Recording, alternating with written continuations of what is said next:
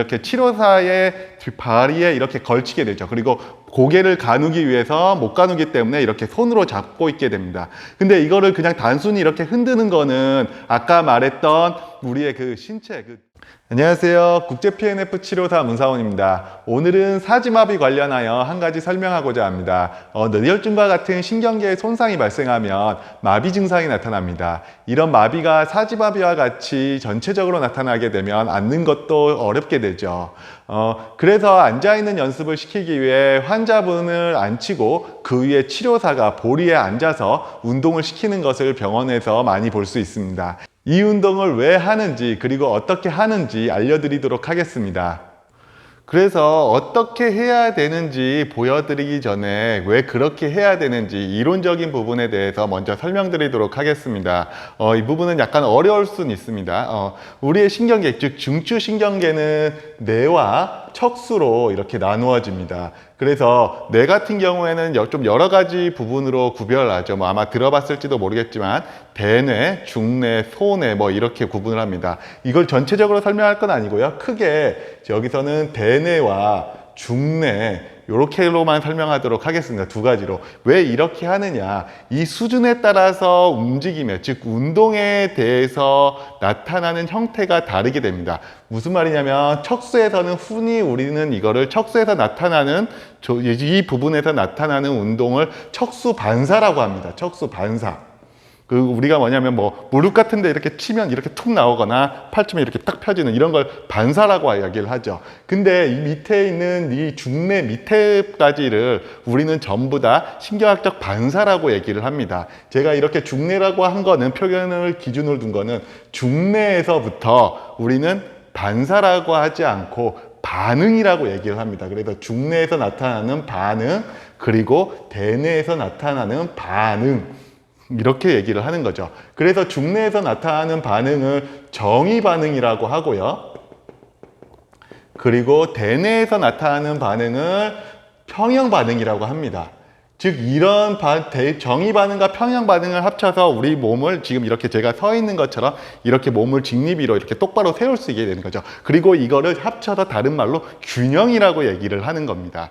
그래서 이 두 가지를 얘기를 드리려고 하는데 먼저 평형 반응 같은 경우에는 우리가 흔히 말하는 건물 쌓듯이 이렇게 생각하시면 됩니다. 다리가 두 개가 이렇게 있으면 우리가 여기에 물체, 즉 몸 체중심이 여기 가운데 있겠죠, 몸통에.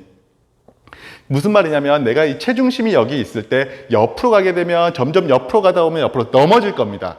즉 이 안에 있게 유지해준, 넘어지지 않게 이 안에 있게 해주는 게 평형 반응이에요. 그래서 이거는 누군가는 이쪽으로 짝다리 짚을 수도 있고요. 누군가는 이쪽으로 짝다리 짚을 수도 있습니다. 그래서 자기 평형 반응은 자기 스타일에, 자기에 맞게 자기 나름의 반응이 나타나는 겁니다. 그래서 무슨 말이냐 하면 어떤 사람이 저렇게 행동하는 건 저런 동작만 봐도 누군지 알 것 같다. 그런 걸 이제 평형 반응이라고 하죠. 그래서 평형 반응 경우에는 각자의 자기만의 스타일이 나타나는 겁니다. 근데 이거와 틀리게 정의 반응 같은 경우에는 각자의 스타일이 아니라 전부 다가 인간이라면 동일하게 나타나요. 무슨 말이냐면 아까 말했던 체중심이 이 안에 있을 땐 자기 마음대로 이렇게 왔다 갔다 움직일 수 있지만 만약에 이 체중심이 옆으로 벗어났을 때 다리 옆으로 벗어났을 때는 모든 사람은 자기 마음대로 아니라 같은 방향으로 나타나죠. 예를 들면 우리가 가다가 발목을 삐끗하거나 돌불에 걸렸을 때 뭐라고 해요? 몸을 이렇게 다시 안 넘어지려고 세우죠. 즉 뭐냐면 몸이 옆으로 무너졌을 때 다시 원위치로 이렇게 올려가는, 이쪽으로 넘어지면 다시 이렇게 똑바로 세우려고 하는 반응을 정의 반응이라고 합니다. 그래서 다시 잘 보면 이렇게 갔을 때 머리가 일로 넘어지지 않게 이렇게 가게 되죠.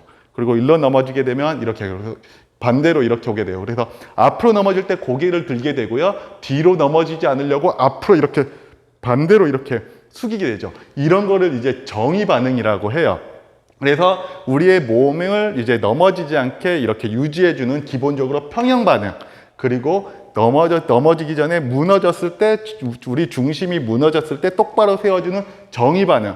때에 따라서는 이 무너지는 게 너무 심해가지고 못 잡아줄 때가 있어요. 그럴 때 어떻게 돼요? 다른 게 하나가 나타나죠. 넘어질 때 뭐예요? 팔을 뻗는 반응이라고 해서 보호 반응이 나타나죠. 이거는 별도인데요. 보호 반응이라고 나타나서 이렇게 세 가지가 우리가 보통 인간이 정상적인 인간이 가질 수 있는 신체 정상적인 반응입니다. 그래서 이거는 빼고 이렇게 이 두 가지를 균형을 하는데, 우리가 사지마비 같이 우리 신체를 가누지 못하는 사람들은 이제 평형 반응을 연습시킬 수는 없죠. 아까도 말했던 것처럼 이거는 각자의 스타일이 나타나는 겁니다. 전화를 이렇게 받을 수도 있고, 이렇게 받을 수도 있고, 이렇게 받을 수도 있고, 이런 것처럼. 근데 정의 반응은 모든 사람이 동일하게 나타나는 거라고 제가 얘기를 들었습니다. 그래서 아까 말했던 것처럼 사지마비 환자들 못 앉아 있는 분들을 다시 일으켜 앉아 있을 때 가장 기본적인 반응이 되는, 중심을 잡을 수 있는 가장 기본적인 반응이 되는 정의 반응에 맞춰서, 아까 말했던 앉아서 볼 위에 앉아서 정의 반응에 맞춰서 연습을 하게 됩니다. 그래서 내가 그 위에 볼 위에 앉아서 움직일 때 몸을 앞으로 갈 때 머리를 뒤로 움직여주고, 몸을 뒤로 뺄 때 머리를 앞으로 움직여주고, 그리고 좌로 갈 때 오른쪽, 몸을 우로 갈 때 좌로. 그래서 머리와 몸을 반대로 해주는 게 운동을 해주셔야 아까 말했던 정의 반응에 맞춰서, 그리고 사지마비 환자분들 일어나서 앉는 신체 직립이 균형을 잡힌 연습을 기본적인 연습으로 시킬 수 있게 되는 것입니다. 그래서 어떻게 하는지 이제 직접적으로 보여드리도록 하겠습니다. 그래서 몸을 못 가는 환자분들을 이렇게 잡게 되죠. 잡고 이렇게 앉아 있게 되죠. 그래서 누워서만 운동하는 게 아니라 이렇게 앉혀서 앉아 있는 연습을 시키게 됩니다. 그러면 이럴 때 몸을 가누기 어려우니까 보통 이 팔을 이렇게 치료사의 뒷다리에 이렇게 걸치게 되죠. 그리고 고개를 가누기 위해서 못 가누기 때문에 이렇게 손으로 잡고 있게 됩니다. 근데 이거를 그냥 단순히 이렇게 흔드는 거는 아까 말했던 우리의 신체, 브레인, 즉 뇌의 발달에 따른 반응에 맞는 운동은 아닙니다. 그래서 가장 기본적인 거, 그 밑에는 아까 말했던 중내 이하는 반사라고 얘기를 했습니다. 우리가 지금 정상적인 과정에서는 반응이 되는데, 그 가장 기본이 되는 게 정의 반응이라고 얘기를 하였습니다. 그래서 그 정의 반응에 맞춰서 하게 되면 앞으로 이렇게 밀게 되면 머리를 이렇게 들어주게 되고요. 그리고 뒤로 빼게 되면 앞으로 숙여주게 되고, 다시 뒤를 이렇게 몸과 머리가 이제 좌우 반대로 이렇게 움직여주게 되는 거죠. 그리고 좌우로 마찬가지고요. 이렇게 오른쪽으로 할 때 머리 왼쪽으로 갈 때 머리 오른쪽, 이렇게 움직여주게 되는 겁니다. 이게 정의 반응에 맞는 운동이 되는 거죠. 그리고 이걸 전체적으로 하게 되면 이렇게 들어가죠. 이렇게 회전을 들어가게 되면, 즉 오른쪽으로 돌리면서 머리는 반대로 움직이게 되고요. 몸과 머리가 이렇게 반대로 움직이는 운동을 해주는 게 정의 반응에 맞게 운동이 되는 것입니다.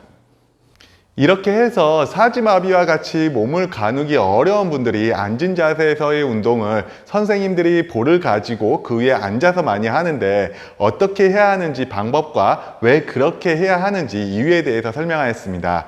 도움이 되셨길 바라고요. 보다 더 좋은 운동으로 빨리 건강해지시길 기원합니다. 감사합니다.